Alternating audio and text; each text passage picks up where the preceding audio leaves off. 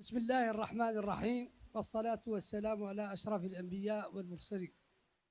السيد الأمين العام، السيد والي عين شيري، السيد رئيس جيش ولاية عين شيري، السيد عمدة بلدية عين شيري، السيد حاكم مقاطعة قجوجة، السادة ممثلي السلطات الأمنية والإدارية والعسكرية، أيها الحضور الكريم، يسرني أن نلتقي اليوم في قجوجة مدينة المعادن وذاكرة الثقافة لنفتتح معا النسخة الثانية من مهرجان المدن المنجمية. هذا الحدث الذي يجمع بين تثمين الثقافة وتثمين الثروة المعدنية، بين غنى الأرض وثراء الإنسان. إن هذا المهرجان في جوهره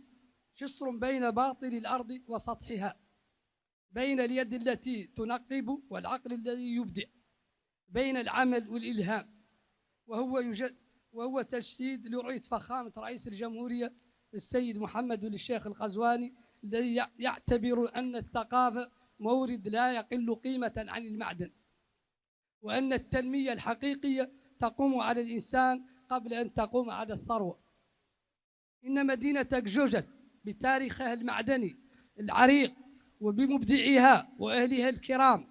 تؤكد اليوم أن الثقافة يمكن أن تسقل كما يسقل النحاس، وأن الإبداع يمكن أن نجعل منه معدنا وطنيا خالصا.